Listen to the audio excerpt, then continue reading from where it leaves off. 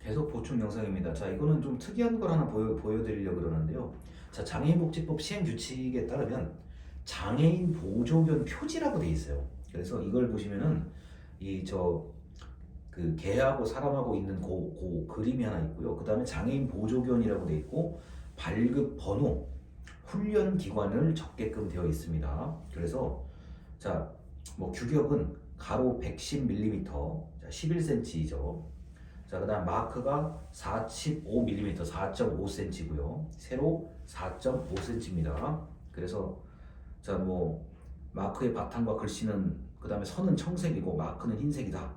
그래서 보조견 손잡이 중 알아보기 쉬운 부위에 부착한다라고 되어 있습니다. 그래서 혹시 이렇게 길 가다가 이제 그 장애인 안내 그 보조견이 딱 있으면 그 보조견 이 목 뒤에 이 목하고 이 몸통이 연결된 부분에 아마 붙여져 있는 경우가 제일 많을 거예요.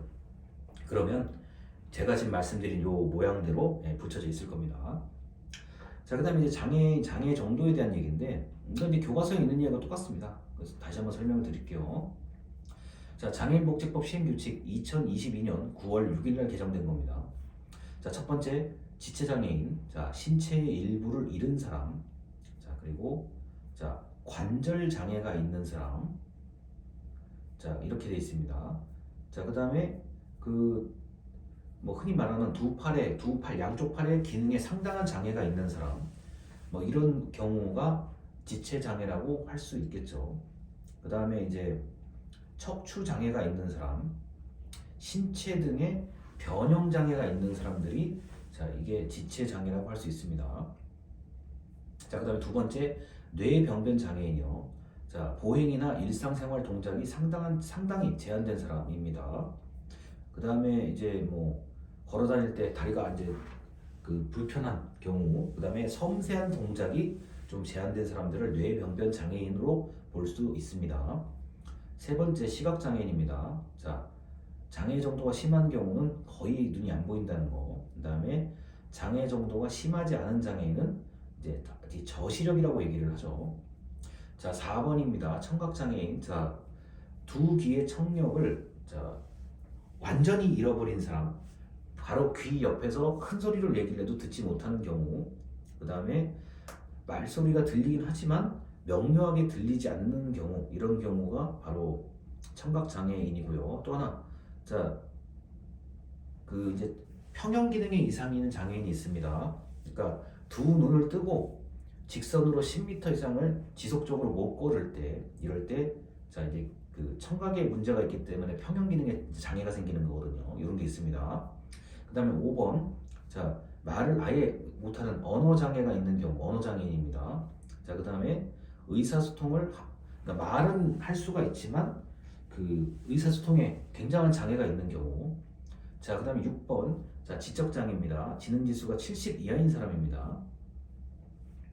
자, 그 다음에 7번 자폐성 장애인이요. 자, 국제질병사인분류에 따르면 자, 자폐증은 정상적인 발달의 단계가 나타나지 않고 기능, 능력 장애로 자, 일상생활이나 사회생활에 간헐적 수시로 도움이 필요한 사람을 자폐성 장애인이라고 얘기를 합니다.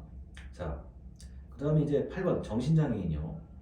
자, 조현병 등 망상, 환청 등등의 증상이 있는 경우, 그 다음에 여러 현실에서 부적절한 정서 반응을 보이는 경우, 이른바 양극성 정동장애라 그러죠. 이런 경우 재발성 우울장애라고 얘기하고 조현 정동장애라고 얘기를 합니다. 자, 이런 경우에 해당되시는 분들이 정신장애인. 자, 그 다음에 이제 9번째, 자, 만성 신부전증으로 3개월 이상 혈액투석이나 복막투석을 받고 있는 사람, 이런 경우. 그 다음에 10번 심장장애인이요. 심장장애인은 자, 이 가벼운 활동을 할 수 있지만 그 이상하면 정상적인 사회활동이 어려운 사람. 그 다음에 이제 심장을 이식받은 사람은 장애 정도가 심하지 않은 장애인으로 되어 있습니다. 자, 다시요. 심장을 이식받은 사람은 장애 정도가 심하지 않은 장애인입니다. 자, 11번 호흡기 장애인. 자, 만성 호흡기 질환이 있기 때문에 24시간 인공호흡기로 생활을 해야 되는 사람들. 자, 이 있는데 자, 이런 경우가 호흡기 장애인이고요. 12번의 간 장애인입니다. 그래서 만성 간 질환을 자, 평가를 받았을 때 등급이 있죠. 여기에 관련된 거고, 그 다음에 장애 정도가 심하지 않은 장애인은 간을 이식받은 사람입니다. 우리가 이제 일상적으로 알고 있는 그 이식을 받은 사람은 장애 정도가 심하지 않다고 판정이 돼 있죠. 자, 그다음 안면 장애죠. 자, 안면 장애가 이제 그 얼굴의 이제 퍼센트, 안면부에 뭐 몇 퍼센트 이상이 변형된 사람, 이런 경우가 바로 안면 장애라고 할 수 있고요.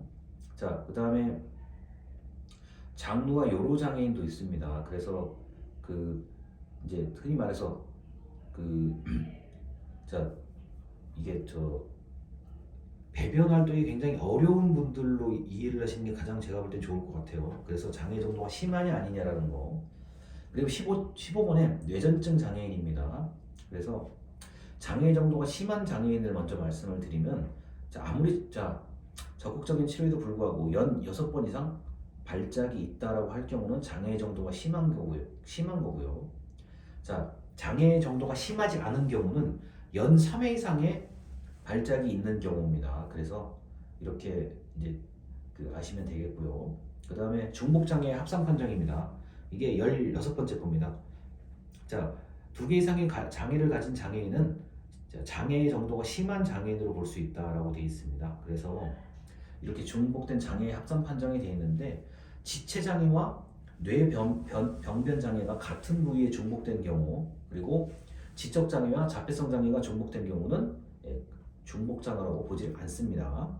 자, 그래서 이 장애 종류가 15개로 이렇게 쭉 나와 있고, 이거는 장애인 복지법 시행규칙, 그러니까 2022년에 개정된 장애 정도에 이게 표기가 되어 있습니다.